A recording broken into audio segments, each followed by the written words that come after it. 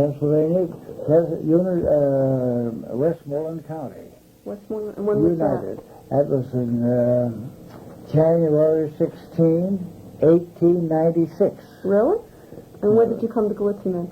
I came to Gallitzin in 1921. Okay. And how many people were in your family? There were 10 children. 10? 10, and I was in the middle of the 10. Yeah. What was it like living in such a large family? Well, we had a good home life, really. Of course, my mother died when I was about 10 years old. Mm-hmm. So my father was both mother and father to us for good many years. Mm-hmm. That must have been some. So we had at the time, one of my sisters, the oldest sister, was married. Then the next, we were fortunate that we had girls, so we got married, and everybody could take care of the house. Yeah. There were 4 girls before me, and each one then took her place. Then my younger sister, younger than I, she's the one that really bore the brunt of the housekeeping for a good many years. Yeah. During the flu epidemic, she was a victim of that, and while I was in the service. Was that was that the epidemic in 1918? Yes, 18 and 19. Yeah. No, 17 and 18, I think it was. Yeah. I heard about that. My mother's father died in that. That's she was telling me about that. Mm-hmm. What do you remember most clearly about your home? Can you think of anything? Well, it was sort of a musical family. Musical? Really? Yes. My father had a large upstairs, and the community band, they had no place to practice, and they tried to organize a band, so my dad gave them the upstairs. Yeah. And there were all kinds of instruments left by the fellows who quit the band, and that gave me an opportunity to go up and try out all these various instruments, and so I learned, but I didn't know anything about the bass clef. Yeah. It was all treble. Yeah. And I learned to play all B-flat instruments. Yeah. And the trumpet, the baritone, and not the slide trombone, only the valve trombone. Yeah. And the drums. Yeah. So that was my musical career there. Yeah. But the way I learned the notes, I asked one of the musicians how to finger certain notes. Yeah. So I'd mark those down on a scale, and that's the way I learned to play the trumpet. Oh. Well, my father had an accordion, but he didn't. I don't think my mother. I was just a youngster then, and my mother didn't think that was a good instrument. Yeah. She preferred the piano. Yeah. Well, my dad didn't play the piano, but he bought a piano for us. Yeah. And the only piano playing we did was we learned a few chords. Yeah. Instead of our piano playing. Yeah. And the drums. They needed a drummer in our band. Nobody did it, so I went up and while the band instructor was in one of the other rooms, he heard me rattling on the drum, and he said, "Hey, we have a drummer." So you got to do the told me how to develop the role and all. Yeah. So I was a drummer of the band. Well, how long was that for then? How long was that? How long did you do that? You see, I was about 12 years old then when the band was formed. I stayed with it for about 5 years. Yeah. As a drummer. Then time came for me to go to high school. Yeah. And I didn't care for an education. Yeah. I was more interested in horses. I liked to be where there was a horse, so I could drive the horse. Yeah. So I went to the company store. At that time, they had a cashier in the cage, and from the different departments of the store, there'd be a little trolley, Yeah. and you'd send those the charge slips and all. So I got in with the butcher Yeah. to charge, help him in making the charges, you see, and then send the slips into the cashier. Yeah. And that helped the butcher. I did that first to clean his meat blocks in order to get bones for my dog. Oh, See? yeah. That was the beginning. And then the store manager, Mr. Feely, took an interest in me. And when I finished the 8th grade, he said, "Now you're going to high school." Yeah. And you didn't want Well, to? I never thought of high school going beyond the elementary grades. Yeah. Because all I was interested in was playing professional baseball and boxing. Yeah. And so he said, "No, so you're going to go to school, to high school. I'm going to get you a bicycle." So I had about 3 miles to go to my high school. Yeah. So when I couldn't use the bicycle, I had to walk. Yeah. And at that time, one of the boys from nearby town had a horse and buggy, so every once in a while he'd pick me up and take me out to school. Yeah. But one of the fastest rides I got going to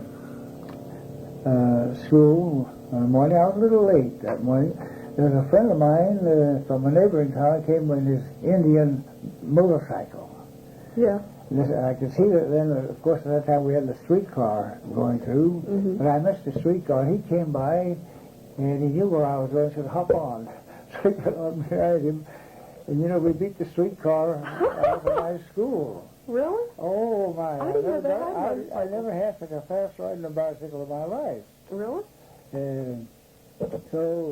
Now... Did it really have a motor on it? Was it a motorcycle? Oh, yes, an Indian motorcycle. That was one of the old, there was a Harley Davidson and there was an Indian motorcycle, and he had an Indian motor, and he was really a hot rodder, but he was a good driver, though, Yeah. I'll say that. Oh, dear. What kind of work did your father do? Well, he was a tipple boss. Yeah. He had to be there to let the men get out into the mines. Yeah. And my brother was a mine foreman, Yeah. and that's the extent of my working in the mine. Yeah. Oh, yes. And baseball came. I was just a kid in high school, and then we had what was known as a Frick League Yeah. baseball.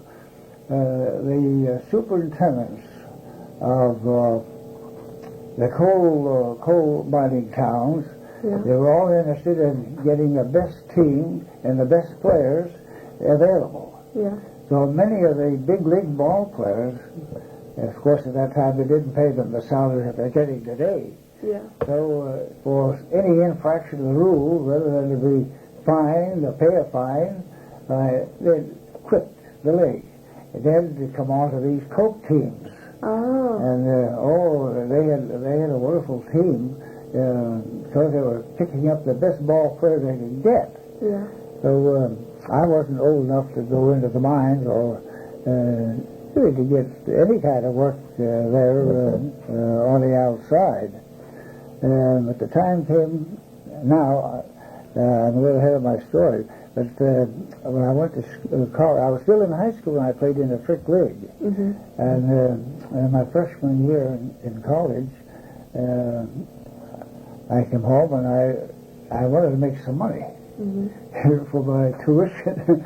So at the time came to start up the teams and for a little sort of spring practice. And my brother was on the team, and he was a very good ball player. And as I said, he was a mine foreman. Yeah. And they were signing up players. They wanted to sign me. I said, "No, I'm not going to sign unless I get a job." I wasn't old enough to go into the mines. Yeah. So Mr. Ramsey, the superintendent, said, "Oh, the kid won't leave town." But there were other teams wanted to sign me up. Oh. And and finally, when the manager and my brother had gone to Mr. Ramsey, the kid said he won't sign, he won't play unless he gets a job. Oh, he said, where does he want to work? Well, he wants to go into the mine. Well, he's not old enough. Yeah. Well, it's just give them a job to it. So the reason I want to go into it, I want to see how the coal was mined. Oh. Yeah. So they gave me a job, put me on the payroll. In fact, most of the ball players were on the mining payroll. You see, they were down there doing nothing, just on the payroll. Yeah. But they gave me a job as a ditch crater. In other words, along the haulage where the coal trucks run, or the wagons, and I was supposed to keep the slag and the dirt from accumulating to keep the water running in the ditch instead of running over the haulage. Yeah. See? And so then they advanced me from that to leading the horses. And for again, new horses to pull the wagons, and I was supposed to lead the horse. Well, the horse knew more than I did. Oh. I didn't know anything about mine or the horse. Yeah. But I liked it because I loved horses. Yeah. I was going to say, you must have enjoyed it. Oh, yes. Well, and I didn't tell you about the high school. After going to high school on commencement night, well, Miss Martin is my music teacher. She was a music teacher, and Dr. Eicher was the principal, and later became the architect for the school buildings in the Department of Pennsylvania. Oh. And he was my principal, and he was one of my best friends. Yeah. Then Mr. Andrew Vitesk was the head of the English department. Yeah. And, well, they called me down to the office after commencement time. Yeah. And so each had a scholarship for me. Really? And Miss Martin had one for in music. She they must have thought I was good to it. I was a proud drummer in our high school orchestra, which was a really good orchestra. Yeah. And Mr. Vitesk said, I have a scholarship for you in Baldwin Wallace College in Berea, Ohio, south of Cleveland. Yeah. And Dr. Eicher said, I can get you, and I have a reservation now for Allegheny College. Oh. And, well, that still didn't appeal to me. See, I still had in mind to become a professional ball player and a boxer. Yeah. Because, well, in our basement, there's sort of a big gym, and my sister Pauline, just older than I, she was really the athlete of the family. Really? She could run like a deer and play ball like a boy. Yeah. And punch the bag, the punching bag. Oh, gosh, she could make it sing. Yeah. But anyways, I decided then, no, I didn't at once because Mr. Eicher made the final trip middle of August to our home. Uh-huh. And my dad happened to be home, and my brother, John, the oldest one, the mine foreman. Yeah. And, well, they said, well, it's up to the kid. If he wants to go, it'll be fine. So they called me in. Yeah. And I said, well, all right, I'll go. Where did you go then? Allegheny. Allegheny. Mm-hmm. And what did you major in? Chemistry. Really? Science. Mm-hmm. Oh, my. Yes. Well, I was taking a pre-med course.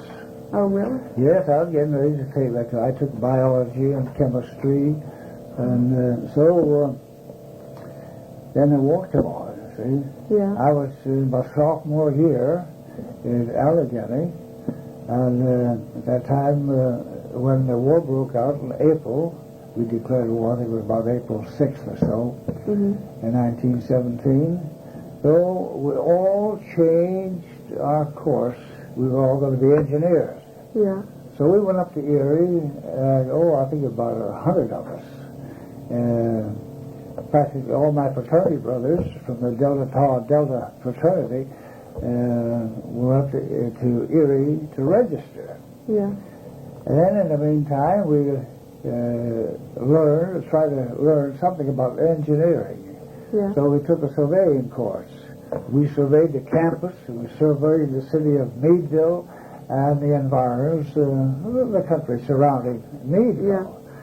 Yeah. And but my call from the draft board came before it was called to join the engineers. Yeah. That was in September 1917.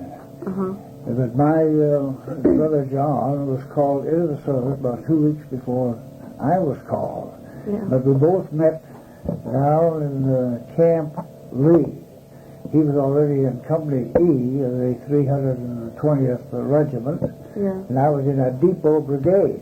Yeah. And that was sort of a concentration center of all the fellows coming in.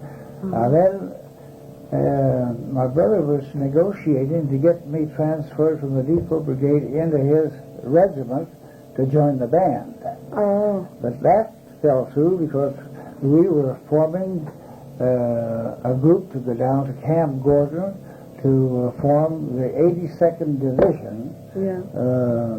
It was called the All-American Division. Yeah. And that's where I was. Uh-huh. I was there, until we got word to go to overseas. What in the meantime, state was this from? okay? What state was Camp Lee in? That was in Atlanta, Georgia, the outskirts of Atlanta, Georgia. Okay. And then that's when the flu Yeah. broke out. Then he sent out a call for anyone who had had some laboratory experience. So I was sent from my 327th Infantry Headquarters Company to the base hospital. Yeah. And there were about 25 or 30 of us finally landed there who had some laboratory experience. And what we really did, we were making cultures and so forth. Yeah. Every morning we'd find about 8 or 9 bodies in the morgue. And what we were trying to do is concoct something that would kill the flu germ. Oh. Well, we did. Everything we tried killed the bugs after we formed. Of course, what we did, we got to scrape the matter from the breastbones of the corpse. Yeah. And but every time we thought we had something, but we tried it always on the guinea pigs or rabbits. Yeah. I don't know how many guinea pigs we killed. Oh. See, we'd inject the virus into them. Yeah, and then try to cure them. Try to cure them, but if we'd have put that into the human beings, we'd have killed the whole camp. Yeah. Was there any danger in that, in working with that flu virus? We wore a mask to make sure that we didn't inhale any of them. But none of us really were infected. Of course, it was contagious, but none of us were infected. I think a couple of us developed colds, and we went into the hospital for about 2 or 3 days, and they cured us. And then the flu subsided. Yeah. And we were sent back. I asked to be sent back because we were getting ready to go overseas, and I wouldn't go overseas. Yeah. So, where were you sent first then when you went over? Right. When you first went overseas, then where did you go first? Oh, we went up to Camp Upton where we were getting ready to get our equipment and all to be sent overseas. Yeah. But while we were in Camp Upton, maybe I shouldn't put this in, but my father and another boy's father from my hometown came up to see us when we landed in Camp Upton. Where was this Camp Upton? Back in New York. Okay. And but now, just before we left Atlanta, Georgia, a good many of the boys in around Atlanta and the southern states got passes to go home. Yeah. And some of the northerners got passes. And so they promised us, when we landed up in Camp Upton, the New Englanders and the Pennsylvanians will all get a pass. Yeah. Well, then, this was on a Friday. My dad came there on a Friday afternoon, and so Friday evening, before everybody had to leave camp, about 6 o'clock, that was the train went into the city of New York. Yeah. So I told my dad, listen, Dad, I think that I was connected again with the headquarters company, see, and I knew what was going on. Yeah. And most of our officers were out on leave, and a good many of the New Englanders and the New York boys all got passes. Yeah. And we from Pennsylvania didn't get any pass. Mm-hmm. But my dad happened to be there. And some of the boys who really wanted to get home, so he was the headquarters company. First, though, I told my dad, I said, you better, we took him down to the station, and said, you better go back to the city and go home because we may be pulling out tomorrow. Yeah. So we, being of the headquarters company, and I knew the clerk, and I said, I'd like to have about 6 passes. Mm-hmm. There was one man, the only boy, a young fellow that was in our group, was the only married man from Maryland. And he wanted to get home to see his family. Yeah. So for that reason, we had, I went to the company clerk and we got 6 passes. Yeah. And of course, when you go down to the gate, there are MPs, military police there, watching for anybody that wants to stray away. Yeah. And I said, now when you go through there, don't look guilty.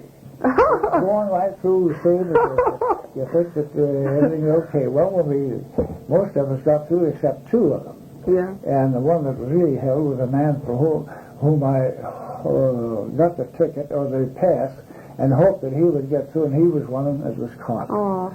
So we didn't know that until we got on the train and we checked to see who all's here or who's missing.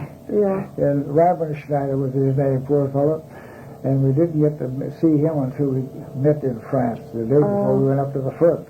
Yeah. But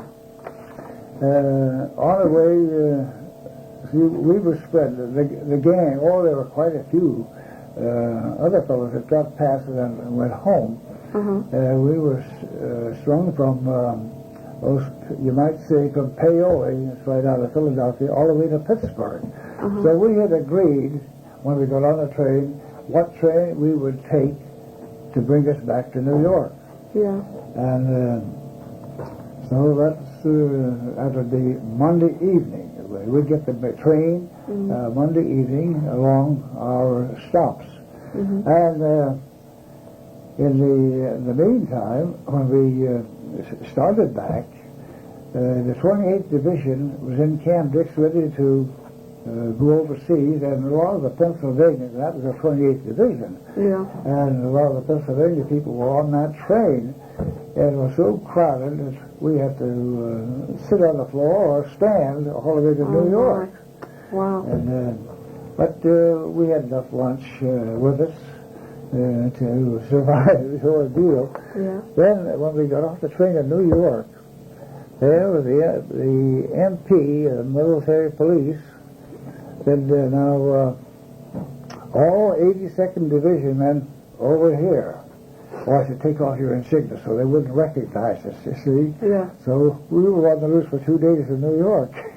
All right. Then we finally went to, we thought, well, our money was running short, so we better get to camp and get something to eat.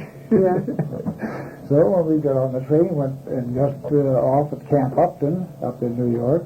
Yeah. Again, the MPs, all 82nd Division ran in because our division had already moved out. Oh. So I said, well, let's go down this way. We'll go over to the big canteen, and then we'll finally circle around and get back to the barracks where we were Yeah. before we went AWO. Oh. Yeah. And there were about, about 300 from the division. Yeah. From the various regiments and artilleries, and they were all assembled there. Uh-huh. So when we got to our barracks, they were all empty, see? Mm-hmm. And all those that came in late were moved over to the Upton the headquarters. And but we got the lowdown on everything from the guard that was stationed there near these empty barracks. Yeah. So if any AWOs would appear, they could inform us what to do. So some of the boys brought with them some liquor and all, Yeah. and the guard got pretty well inebriated. Yeah. And we got all the information. Oh. Now, this he told us all our service records now are up at the headquarters. Yeah. And said that we're supposed to go up there and lift them. Oh. So I said, well, we'll not go until we're ready. Then he told us about where all these other fellows are that were AWOL over at this headquarters barracks. So we went over there and met one of our friends. Yeah. And we got in line, mess line, and but we didn't have any mess kits. Yeah. So we got some these 3-pound cans, you know, how big that would be. So we went to the mess line, and the fellow who were dishing out the soup and so on gave us the that was our mess kit, these empty cans. You see, we cleaned them out. Oh. We ate out of them. Yeah. So that went on for quite a while. Then finally we got word that, well, some of the boys told us, oh, you're lucky to stay away, because most of us were given a detail to unload about 4 or 5 cars of lime. Oh. So we missed that. Oh. Did you get in any trouble over that at all then? Did you avoid all the trouble? Did you get... Yes. Then the boy said, well, I think we're getting ready to shove off. Yeah. That means they're going to depart, embark. Yeah. So I said, well, we better check in then and see what the score is. So we went to headquarters, and the man in charge was a sergeant, and he was to be made an officer the moment he would land overseas. So he was in charge of getting the preparation. So 3 of us from our group, one fellow from Turtle Creek and one from Latrobe and myself, the 3 of us were picked to help get these fellows ready. Mm-hmm. So we, in other words, we were clerks in the office getting the embarkation. Mm-hmm. Get ready for the embarkation. And in 2 days after that, we were on a road. And where did you go, to France? Yes. Right away? We slept on just a very fast boat, Justicia. Yeah. We slept on the deck, and the next morning, we pulled out, Mm-hmm. and we were transferred onto what was known as the boat's name was Themistocles. I think it was a Swedish boat or something. And we got out to about a day and a half, and something went wrong with the boat, and we had to come back into Halifax, Nova Scotia. Yeah. And they did the repair. We were there for about 8 days. Yeah. So we were on the water all in about 21 days going over. And this happened to be a Sunday evening. After we met our convoy going in, and we landed in London and went down the Thames River to Le Havre. And but in that Sunday afternoon, all the water was just as still. The ocean was still and smooth, beautiful. And the second lieutenant from Harvard we were all down in the hole. That's down below. And he was lecturing to us how to conduct ourselves in case of a torpedo hitting the ship. Oh. In the meantime, while he was telling us this and how to conduct ourselves to be cool and calm, and here the depth charges were going off, in other words, our convoy was protected by our battleships, and they were dropping bombs to deflect the torpedoes that might be sent to our boat. So we weren't hit. But as soon as the first tremble, the trembling sound, and the boat shook, from these depth bombs, the second lieutenant started up the steps, and there happened to be even a sergeant from up in Rhode Island. And he got the lieutenant by the coat and said, "Take your time, Lieutenant, take your time." We never saw our lieutenant after that. Really? That's right. He was so abashed, I guess. So we landed down in Le Havre, and we were there for several days. Some of us needed haircuts, So we went, we were free to move around the city in Southampton. At La Havre, of course, I think I was a little ahead of my story. The La Havre was across the channel over in France. Right. But we were in Southampton. Yeah. And we went down and we went to a barber shop, and this man happened to be very familiar with America, but he traveled on a boat going back and forth, and he was a barber. Uh-huh. And we asked about the rate of exchange, because we were using American money. You see. And these boys at these PXs, or whatever you call it, these places where soldiers spend their time and spend their money, were bleeding us, because we didn't know what the rate of exchange was, you see. You know, they were just making hay. So he told us. So that evening we went to the PX to get some hot chocolate or cookies or whatever. Yeah. And then we knew what the rate of exchange was, you see. Yeah. And they got smart with us. So we nearly wrecked the place. So that night, I think it was about midnight, they put us all on the cattle boat and sent us across the channel over to La Havre. Then from there we traveled through, so we get to Bassoul. That's where our outfit was getting ready to move up front. Yeah. See, we got there the night before orders came to go up front. Mm-hmm. And so we were all lined up early in the morning, and Major Conrad was in charge of our regiment, and the 327th Infantry, and there were about I think 100 from our not regiment, but from our I forgot the name that we used to call the whole group. The regiment is one comprised of several companies. Yeah. Anyway, we were there because he was a regular army man. Yeah. So we were standing there, and we nudging us, gee, I wonder what's going to happen. Yeah.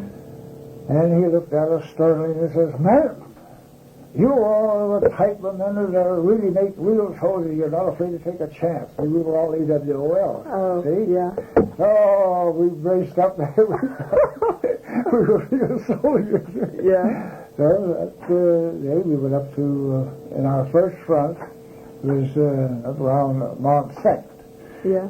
Where the French took an awful beating before we went there. And then from there, we went cross country, come back to Apremont, to Varennes, the city of dugouts, and we were in reserve to our 28th Division, past the Pennsylvania Division. Yeah. And one very sad thing I experienced there, and going up, we were called in because the Germans were, they were just shooting the dickens out of our 28th Division. And I came across the boy from home, dead on the field because we were rushed in. And Robert Ramsey was the boy who was a superintendent's son. Yeah. And I could say now, since I think of the Ramseys, while we were home on that AWOL spree, I was out with the gang, and a telegram came, and Helen Ramsey delivered it to my home. Said that came from the bandmaster. Said for me to come back because they're going to shove off to embark from the port in Boston. Yeah. And well, I could have made it if I would have gone, but I had agreed when we parted that we were going to come back on a certain train. Yeah. So I wasn't going to come back and leave those fellows behind. So we all met, and I told them what the score was. Yeah. And it was that we knew that our outfit had already gone because from that telegram. Yeah. That, I felt so bad. I just came across. It was really young Bob Ramsey. Kid that I went to school with. Yeah. And so. Anyway, you couldn't just lament too long because you had to look out for your own safety. Yeah. So we went on up the 28th Division fellows, they were shot all to the dickens. And they got the Durans. That was a city of dugouts. The whole, I don't know how many acres, the dugouts that the Germans have really made for themselves. And we use them to protect ourselves. Yeah. Then we got to, then I was put on the detail to deliver soup up to the front. The detailer was about 4 of us, and we were about ready to cross on the bridge to the other side where the boys were to get there with the soup. A direct hit on the bridge by the German, I call them the whiz-bangs, because they don't give you much time. It just goes like a zzz, boom. Yeah. And we didn't have much time, but luckily nobody was on the bridge. Oh, okay. So we had to, while we waited, of course, the water, I think, was just about above our knees. Yeah. And we carried the soup across, and that's how we got our soup over there. Wow. So then we come back, and the Germans were desperate now because they knew they were being pushed back. Mm-hmm. And so when we got back to camp, we slept in our tents. Mm-hmm. And we could almost tell a German airplane by the hum of the motor. Zoom, zoom, zoom, zoom. Yeah. And we knew they were coming. And our fellows were chasing them. Yeah. So they came down along the river, and they unloaded in order to get away from us. They dropped their bombs. And luckily, so we had rain there constantly for about 30 days. Yeah. And the earth was soft. Yeah. And they dropped, I was in the tent, there were 3 of us in one tent. And Earl Brink from Minnesota was lying next to me. And when these bombs were dropped, a lot of mud went up, came down on our tent. Oh. And our tent collapsed. Yeah. And Earl Brink says, "Oh, God, Barney, get down." He thought, I was on my side. I said, well, I'm down as close as I can get to the bottom of the earth. Yeah. And I know that you're going to squeeze a piece of tissue paper under me. I was hugging the earth. Yeah. But finally, nobody was injured with all those bombs that they dropped. They had to drop them so they could pick up speed and get away from our airplanes that were chasing them. Yeah. And so the next day, we moved farther up front past Apremont, and we had an artillery. In fact, we were up front for 31 consecutive days until November 7th. See, we went in the 26th of September, and when this drive, the Argonne Drive, started, and we were in the reserve in support to the 28th Division. Yeah. So they were shot all over the dickens on the night of 26th, so we 27th, we moved in. Yeah. And from there on, artillery was up there until November 7th, I believe. Yeah. But the artillery was being brought back. And, the doughboys. And so at that time, they had a pretty good idea that the war was going to end very shortly. Yeah. And it was on the 11th. But then we came back for a rest, not November the 7th.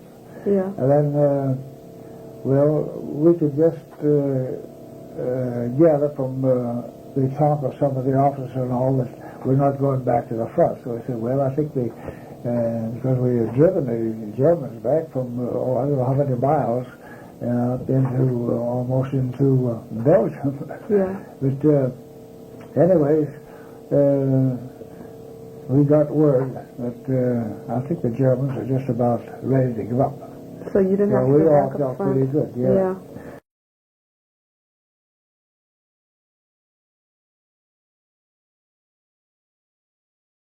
About the 11th, but we were already on our way. On the morning of the 11th, started southward. Yeah. And our first stop was Champlitte, not too far from Dijon. But on our way, through Neuchâtel. All the French people in that community were all out on the side of the streets, waving their flags and yelling, "Vive la France!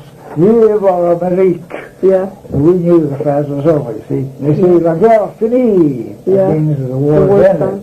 Yeah. So we felt pretty good. Yeah. And we were billeted in Champlain.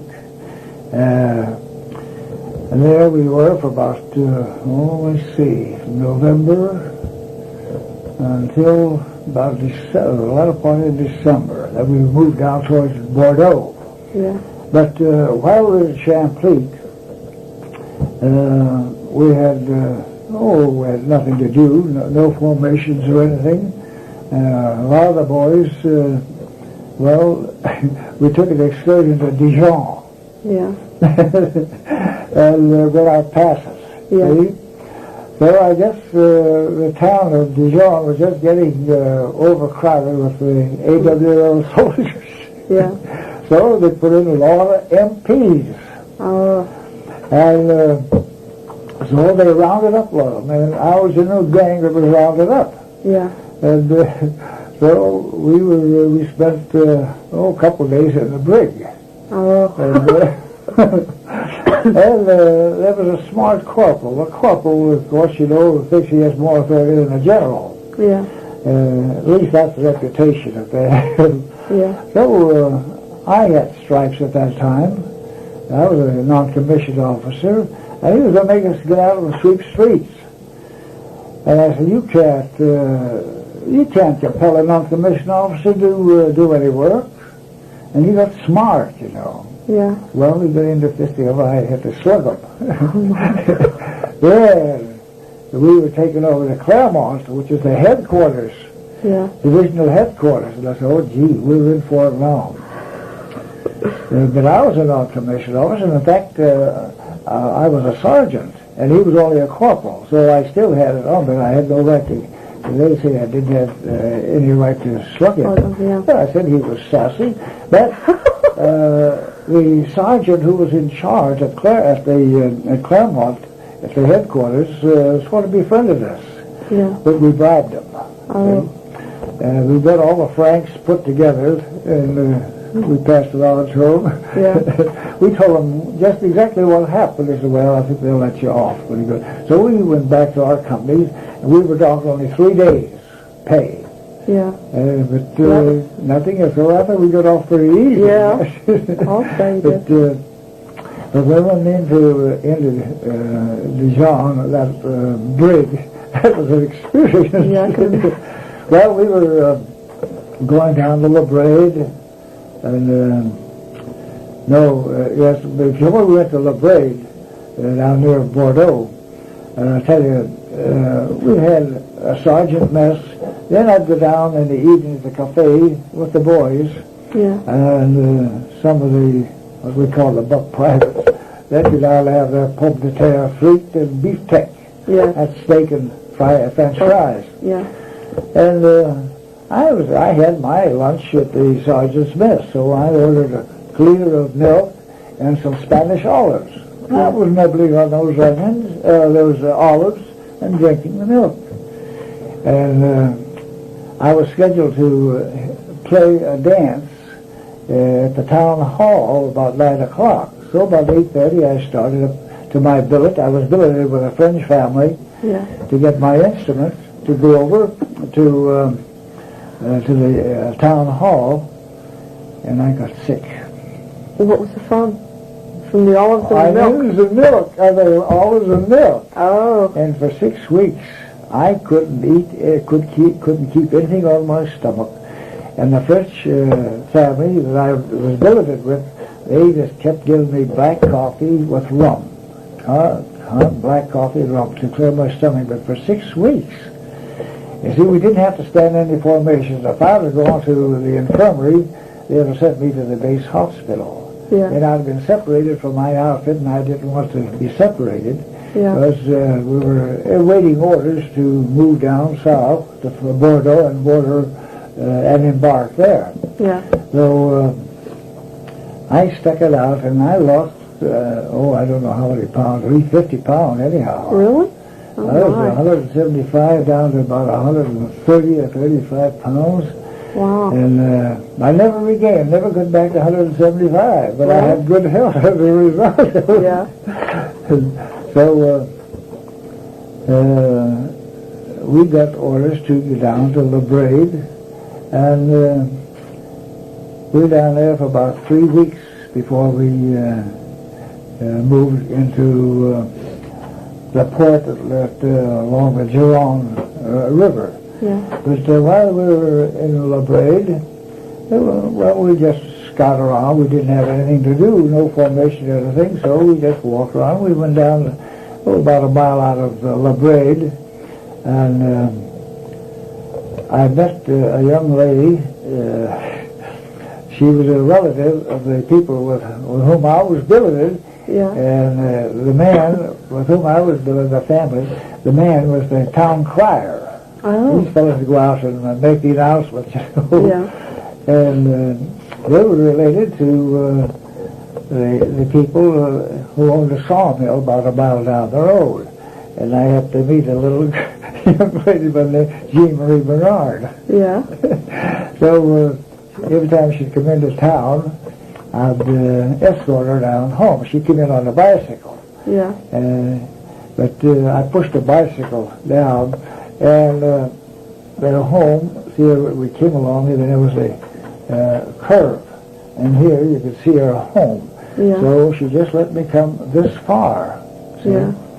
And so the family couldn't see that I was escorting her. She was... How old was she? Sure. I said? How old was she? This girl? Oh, she's my age at least, maybe older. I didn't ask her how old she was, but she was old enough. Yeah. She looked, well, she had about 6 brothers in the service, and one was shot. Never heard of him, never had seen him after he had gone in about 1914, so he must have gotten a direct hit. Yeah. But eventually, I happened to meet, a group of us were down watching the sawmill, saw them working there, and this lady's father happened to drop a letter, and I saw it was Bernard.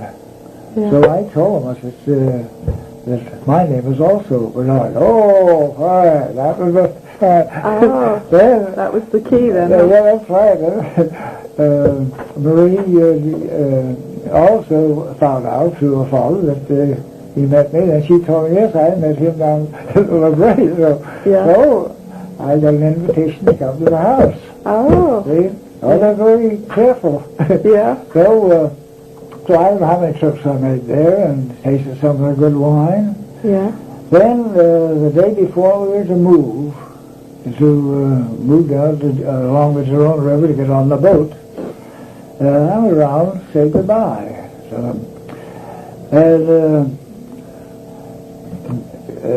Jean Marie told me that now Papa brought up his best wine.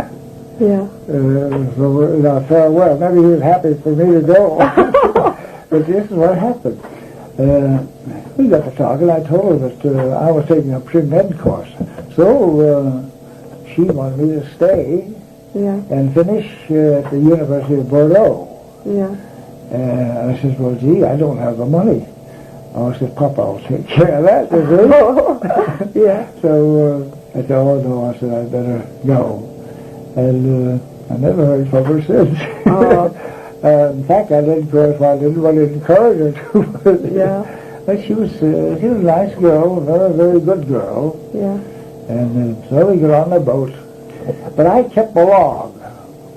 From the first day I got into the service until we got on the boat. Coming back.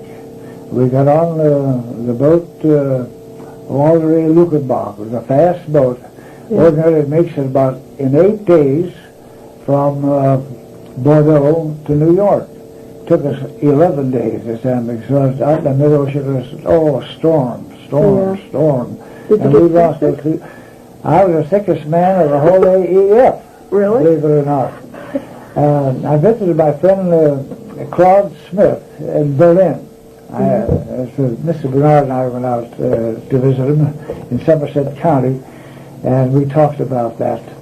and on our trip home, and he was a big old 200-pounder, and he dwindled down. Sick. I think the first day, I'll tell you, we were so worn out traveling that distance.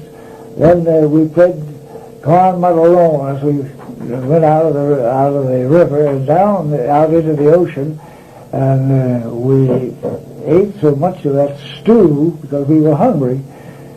And then even before we got out into the ocean, the boat began to sway, and I was swaying with it. Yeah. And for about 8 days, I'll tell you, we just couldn't eat, we couldn't do anything. We were just wishing for the torpedo to hit our boat. Yeah. That's how sick a person can be. Oh my. But going over, I forgot to tell you, we traveled as AWLs with a pioneer group. They thought they were big army fellows, you know. Yeah. And the colonel in charge of that pioneer group, he wouldn't permit the boys to associate with us. See? And so we were running out of money, and what money we had, we wanted to buy some candy or some other things, but they gave it to us on the slide, but they were ordered not to purchase anything for us. So the canteen was for them. Yeah. But every day there'd be a roll call, maybe 2 or 3 times a day. Some of our boys would be sprawled on deck, asleep. Yeah. They'd call a roll to see if they were all there. Well, some of the boys were asleep. They would all yell in a chorus, "Overboard!" That would get even with the colonel. Yeah. But that was one of the funny things going over. Yeah. We weren't sick. I was sick one day, and it was because of the poor oatmeal that was for breakfast. And Yeah. so it was one bad day, but I say we went into Halifax. I did tell you that. Yeah. But after we started, and that one bad morning. But coming back, I was the sickest man of the whole AEF. Yeah. And I'll tell you, I think there are 2 sicknesses, and I had both of them. I think they're the worst a man could have: homesickness And seasickness. and seasickness. Yeah. My homesickness was when I was just a kid. A band teacher took me home with him on a Sunday.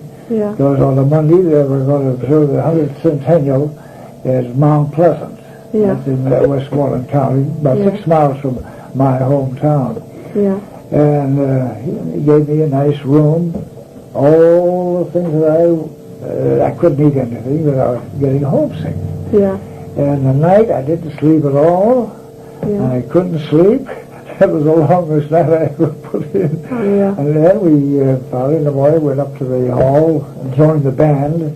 We played a few numbers to get warmed up. Then we went down to get our formation. And on the way down Main Street, well, who'd I see on the sidewalk with my brother, my brother-in-law, and a couple more? They yelled, and I saw them. Oh, You weren't homesick anymore. that's right. It was over because I was a new man. Yeah. But I couldn't wait till the parade was over so I get the streetcar and get home. Yeah. Oh, well, that was... Well, what did you do then when you came back? Did you finish college? Oh, yes. Yes, in the meantime, my father gave up his business and all, and he went to Farrell, that's in Mercer County, Yeah. and made his home there with my widowed sister Ann. Yeah. And that's where I stayed. I had 2 more years at Allegheny. And so it was to my benefit because it was only 40 miles from there to Meadville. Yeah. It was very close, and I had good train service. Yeah. So I went back to Allegheny. I had 2 years, and I said, well, I thought I'm getting too old and didn't have the money to go through medical school, so I thought I'll concentrate on chemistry and education. Yeah. So I did, and I gave up a lot of the activities. I gave up track, and I gave up, but I did, of course, keep up with my exercises, track and basketball and baseball, and all these extra activities, and concentrated on my studies, and I finished up my last 2 years, the year and a half, I finished up in January. I got a job, the Carnegie Mills, United States Steel Mills there in Farrell. Farrell Works. And I got into the metallurgical department, testing steel. Well, then the steel strike was coming on. But I told the fellows that I think the reason I got my job was not because I was a chemist, but they needed ball players for their team, and they needed a band man for their band. But then in August, well, I asked the boss. See, the steel strike was coming on, and I asked my boss. I said, "How long do you think this will last?" And I was the youngest one on the force, you see, so I was bound to get laid off. I also was going to be a bloody finish, and it was. So I thought, well, gee, I can't afford to sponsor my widowed sister for a year or so. So I applied for a school. And this was early in August, and on Assumption Day, I got four offers. Oh, my. One was Corpus Christi, Texas. And my sister talked me out of it. Oh, that's too far away from here. So I scratched that off. The whole of it was Windber, Evansburg, and Gallitzin. So I looked at the map. I said, well, let me see. Here's Evansburg and Windber. They're both off the main line. So I'll take Gallitzin. That's why you decided to come to Gallitzin. And, you know, a year or so before that, I came up with Hannes Wagner's team to play ball. And then once I came up also the following summer with, of course I was still in college then, and with the Sweetonics from Ambridge. And I had to play under an assumed name, or I'd have been barred from any participation in athletics in college, you see. Oh, really? Oh, yes. And very strict in those days. And even during my freshman, sophomore year before the war came, I used to play with a team I'd be hired, my brother and I. We'd get $5 for the game, and but still I couldn't go by my right name because if someone found out and report me, I'd be barred from college athletics, you see. So, anyways, as time went on, every U.S. metallurgy and the steel strike. But my first job after that was before I really got these applications, before I got the offers. I had an offer at an academy out in Iowa. I think it was under the starts with a C. It was an academy, some church sponsorship, whatever it was. I don't recall it. It may come to me before.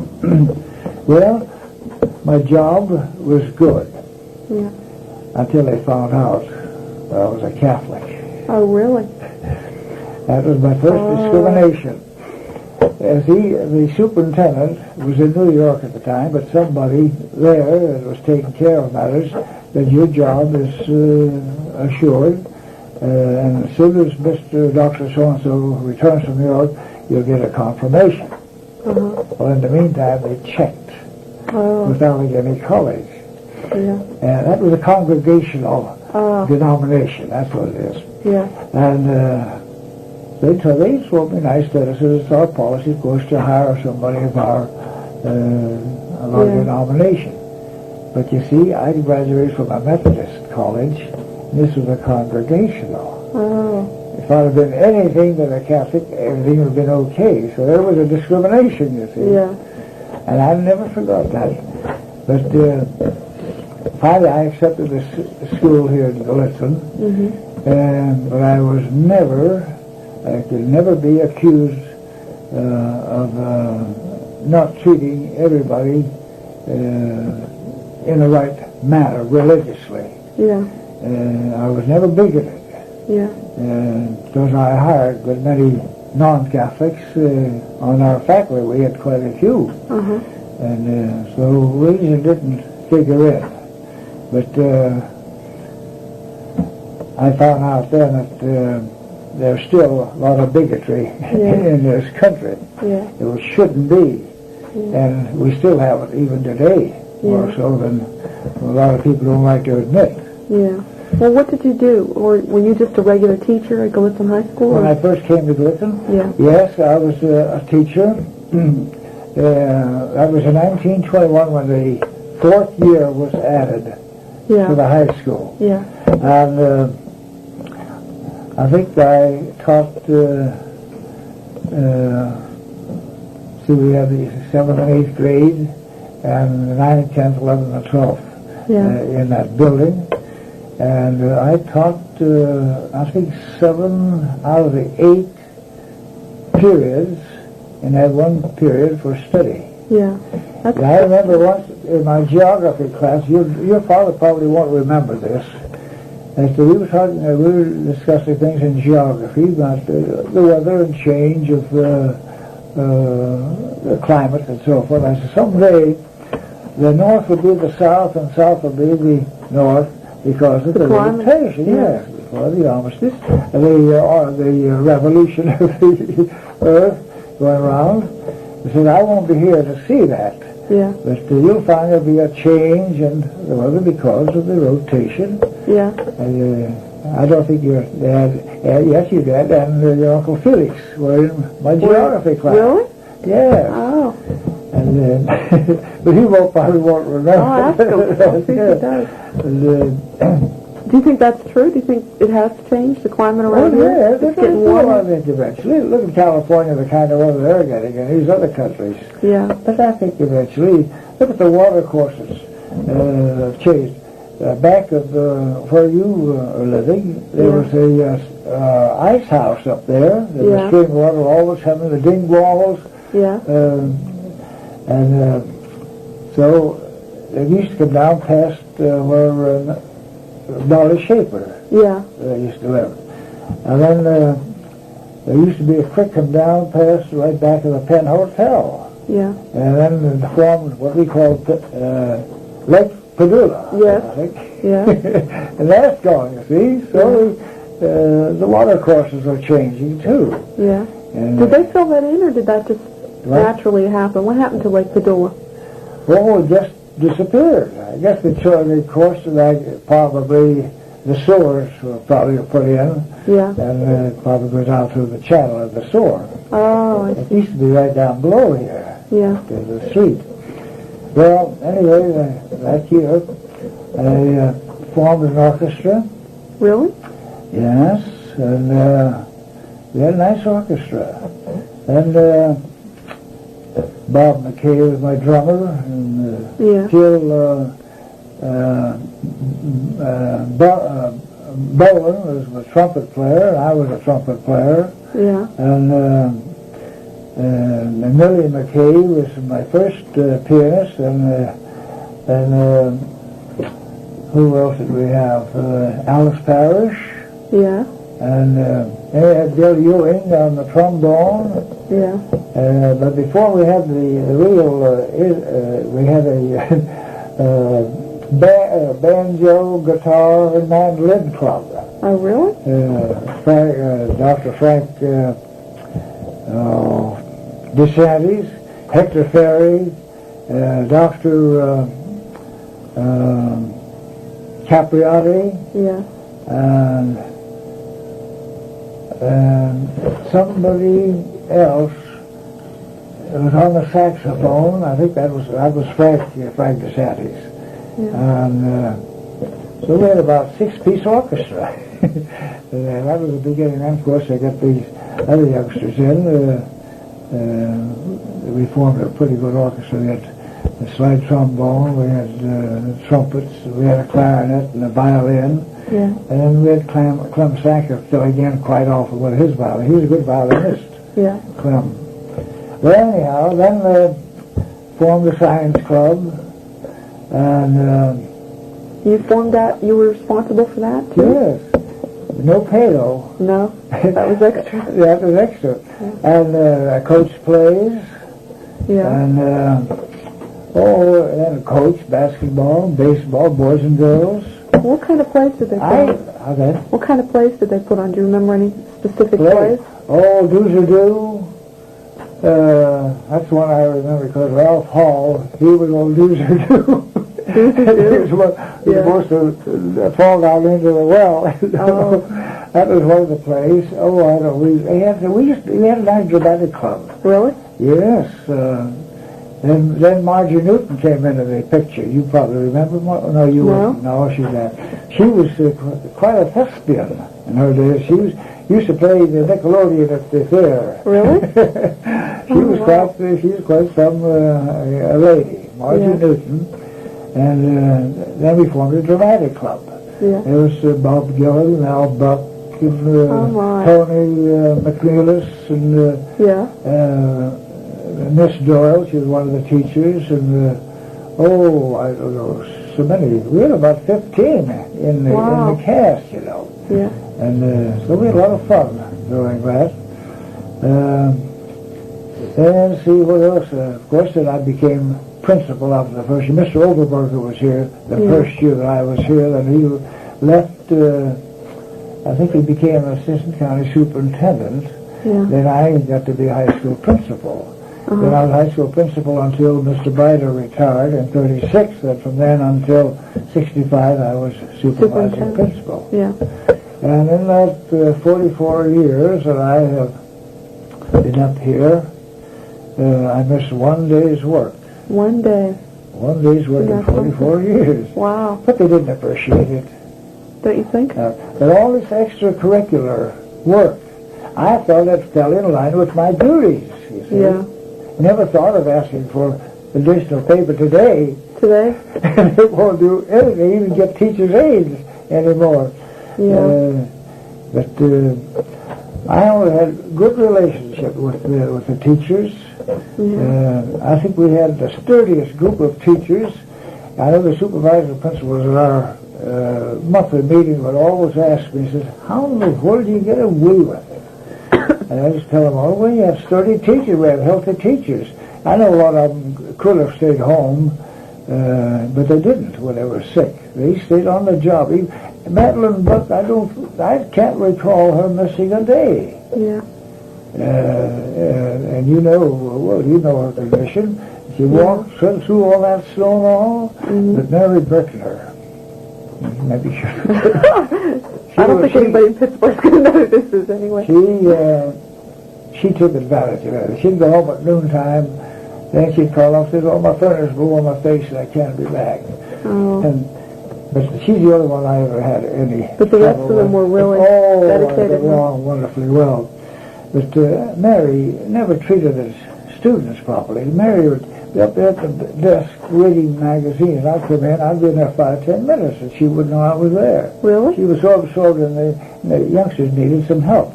Yeah. You see, originally some of the girls would come to me crying, because she'd bawl them out if they asked her for help. Yeah. She didn't want to be disturbed reading the magazine. That's why she never liked me. But I told her, says, Miss Brickner says, I'm getting tired. I'm telling you about take care of these youngsters who need help. Yeah. So that's why you're here. And she didn't like to be told anything. Yeah. Well, and when Mr. Bider retired, I wasn't applying for the supervisorship. I was still a high school principal, but John Reed, John Byrne, and John E. Burns, and Mr. Bider always said, you have to. And I said, I'm not going to put in an application. So John Reed, I think, wrote the application and then he signed it. Yeah, and you got it then? Oh, yes. Miss Brickner wanted to be supervisor principal. Oh, really? So, oh, my. So they forced it on me. Yeah. So, Would you say that they had a high quality of education at Gallitzin High School then? you mean to be supervisor principal? No, but, I mean, do you think that the quality of education that the Gallitzin people were offered was high during your early years as a teacher? I think the quality of teaching. Yeah. I think our teachers really were highly respected for their patience and their kindness and knowing how to treat youngsters. Yeah. With the exception of Mary, but they all, and I think our teachers really were dedicated. Yeah. And they were devoted teachers. They knew why they were there. They were there to teach the youngsters and help the youngsters. Yeah. Not just merely to spend the hours from 9 to 12 and from 1 to 4. They were there to do a job, and they did it. Mm-hmm. I didn't have to go in and prod them. I knew what was going on. Yeah. They were, like I say, the most dedicated group of teachers I ever worked with, really. Of course, that's the only group I worked with. But even the teachers that came in, as others would leave, not too many. We didn't have too much of a change during my time. Yeah. They were pretty stable. Mm-hmm. And but they were really conscientious. They knew why they were there. Mm-hmm. And they showed it to me because they were really dedicated. And one thing, one policy has always been this. I never ask any of my teachers to do anything that I myself wouldn't do. See? Yeah. And they respected me for that. Yeah. And so I think that would make that I wouldn't mind working for somebody who's taught like that either. Well, you've got to know how to get along with people, really. Yeah. Especially teachers could be, it could cause an awful lot of trouble for a supervisor if he got smart, try to think I'm Almighty God now. You just shiver when I come into the room or so. Yeah. And I think a lot of them were happy to see me come in because I'd talk to the youngsters. Yeah. Especially the first and second grades, I'd come in and tell them about the importance of using our mind properly. Yeah. And I said, the old story of a used key is always bright. And I said, a rusty nail, if it's not used, will deteriorate, will go into a powder. And so this rusty nail, I compared that to the brain. I said, you don't use your brain properly, it's going to rust. Yeah.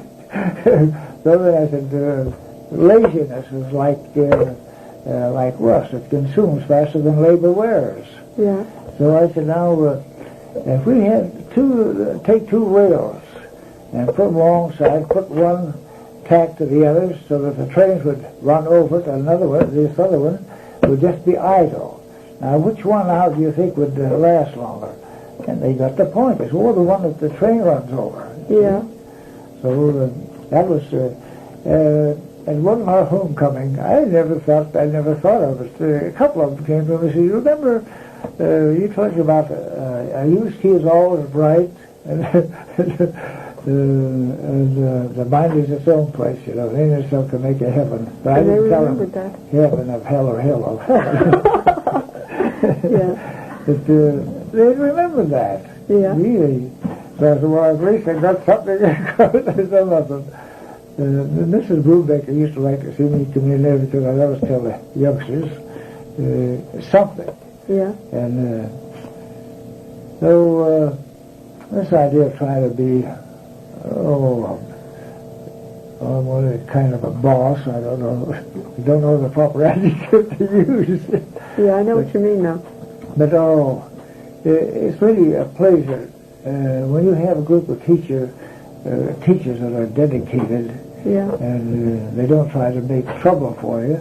Mm-hmm. So that's the reason I talked to Al Buck this morning when up there to see him. I had several offers to leave, Gallitzin. Yeah. And it was through Dr. Eichel, my old high school principal, who became the architect for the department. He had several, because he went around through the state, and he recommended me to a couple of schools up north. And I thought it over. I said, oh, gee, here I have a home, and I know the people. The people know me. Now I'd have to move, and I'd have to start all over again to sell myself, learn to know people, have the people know me, and buy a home. The money isn't everything. Yeah. And that's why you stayed so there? I decided to stay here. I just got much more money where I went, because here, after 44 years, I never went one cent beyond the mandated maximum, see? Yeah. There was a minimum that was mandated. Yeah. Because, well, I had made a lot of friends. I have a lot of friends in Johnstown, all over the county. Yeah.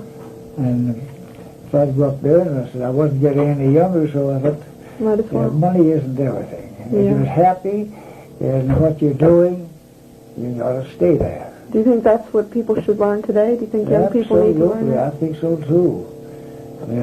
But they're not looking for that. They don't give a hoot. Today, I spoke some time ago, the supervising principals. They always invite me to their annual get-together at the close of the term. And on some of the remarks I made, I said, I don't begrudge the teachers wanting quality pay if they would give quality teaching, which they all agreed with me. Yeah. See? Yeah. You get one or two dedicated teachers, and the rest of them are just there for the money and Because they can't find anything else to do? That's right. It's it's Do you think it's a lot different today than it was when you were a teacher? Oh, conditions are very different. Teachers don't seem to care too much, really. Some of them are still dedicated, but when you get 3 teachers that don't give a hang and 2 that are trying to do what's right, I'll give you an experience that I had. After I retired, of course, I supervised student teachers for about 3 years for the college. Then I did some substitute work to help them out.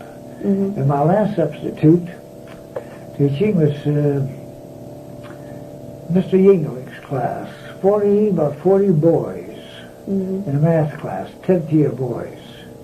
I don't know who had them. I didn't inquire who had them the period before, but they came into my room, stampeded us like animals into my room. It took me about 15 minutes to quiet it down, to tell them why I was there, and I tried to explain to them why their parents sent them to school. Yeah. Well, finally, they quieted down, and I started writing a problem on the board. Yeah. And when I was writing on the board, some boy, he bellowed like a cow. And I let on I didn't hear it. Yeah. See? So this time, I said, well, I'm going to put another problem on, but I'm going to listen to see from where the sound came. Yeah. So I did. He bellowed. Yeah. But I had an idea from where it came. Yeah. So I waited a little while, and I was going to pretend to write another problem on it. So I turned my back, and I looked around quickly. There he was, just about ready to